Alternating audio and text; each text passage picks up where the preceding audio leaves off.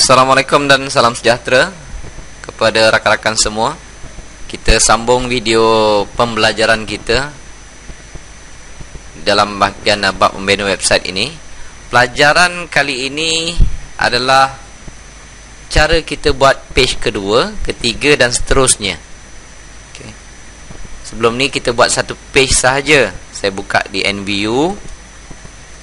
Ingat, satu page sahaja yang kita buat, iaitu file index.html. Kali ini kita nak buat page kedua. Page kedua. Untuk buat page kedua, kita buka di NView ini. Kita boleh klik di new. Ni ada ikon new ni. Klik di sini. Okay, dia dah terbuka. Untuk page kali ini, katalah saya nak buat mengenai hubungi kami. Okey, saya typekan dulu di sini. Saya tuliskan di sini hubungi kami.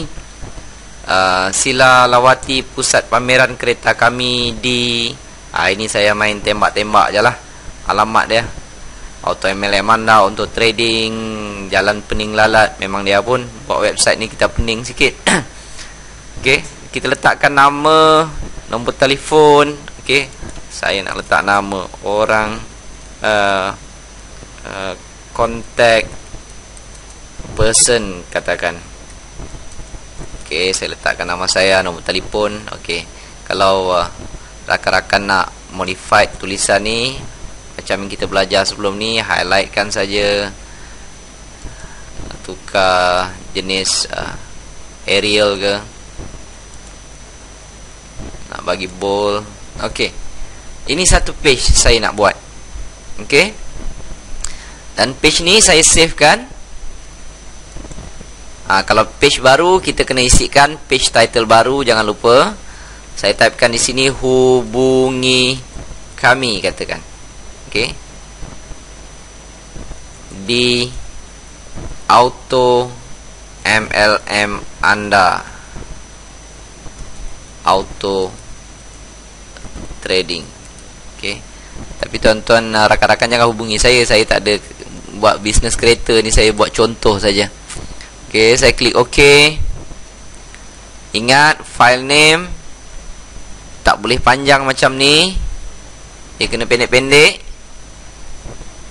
Tak boleh ada sengkang. Kalau boleh jangan ada huruf besar, semua huruf kecil. Saya tulis contact. Dan pastikan dekat atas ni dia duduk dekat mana. Kalau duduk dalam folder, takut kita tak jumpa nanti folder dia. Jadi senang, kita pastikan dia duduk dalam desktop. Klik dekat desktop dan klik save. Ni file ni akan jadi contact.html. Okey, dah siap. Satu file lagi, satu page lagi saya buat.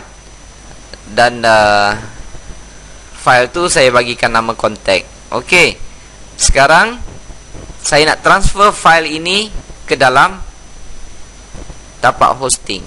Klik di FileZilla. Tengok dekat remote site. Kalau dah nama duduk ke atas ni, tak payah connectkan lagi. Biar ini tulisan merah pun tak apa. Tapi kalau dia belum connect ni, kita kena buat semula file, site manager dan sebagainya, dan connectkan semula. Okey, sekarang saya pergi dekat kotak sebelah kiri ni. Tengok dah betul desktop. Tadi saya buat file baru, nama dia contact. Saya cari dalam ni, mungkin tak ada. Okey, kita tak nampak lagi. Jadi untuk bagi nampak tu, kita kena refreshkan dulu. Cara refresh dalam FileZilla ni, dekat atas ni ada button refresh. Kita boleh klik di sini, ataupun saya klik dalam desktop ini. Dia ada dua cara ya. Cara yang kedua, saya klik dalam desktop ini, saya enter sahaja. Jadi lihat file contact telah ada di sini, contact.html. Kalau dah nampak file tu, apa lagi, kita terus transferkan ke sebelah kanan. Klik sekali dan klik sebelah kanan, right click, upload. Okey, dia tulis transfer complete. Dah transfer complete. kita dah boleh tengok page tersebut di dalam internet. Ingat, jika fail tersebut telah dipindahkan ke tapak hosting, dia duduk saja dalam tapak hosting, bermakna dia sudah ada address, dia sudah ada URL, bermakna ia boleh dilihat di dalam internet menggunakan web browser. Okey, saya gunakan web browser Mozilla Firefox. Saya nak lihat di dalam internet page contact tadi. Okey, saya type di sini. Typekan terus nama domain anda. Kalau saya punya tutorial gdi.ws/contact.html. Saya boleh terus enter. Ia dah ada dalam internet. Sila lawati pusat pameran kereta kami. Ini dalam internet ni. Yang ini tak boleh delete. Dulu pernah waktu saya mengajar buat website ni, ada orang nak delete. Ini kalau dalam Internet Explorer ni, dalam Mozilla, benda boleh delete, mengamuk Google. Kita buat website, dia orang buat website cantik-cantik, kita pergi, kita delete dia. Okey. Dalam ni tak boleh delete. Kalau nak delete, nak ubah, hanya boleh dilakukan di dalam NVU. Okey. Kat sini boleh nak delete ke, nak apa ke, kita boleh buat. Okey. So itu adalah cara kita buat page yang kedua. Dan kalau kita nak buat page yang ketiga, cara yang sama. Contoh saya nak buat page ketiga, saya klik new. Kali ini mengenai pembayaran contohnya. Okey. Sila buat pembayaran ke akaun Maybank. Okey. Anda pun letak nombor akaun.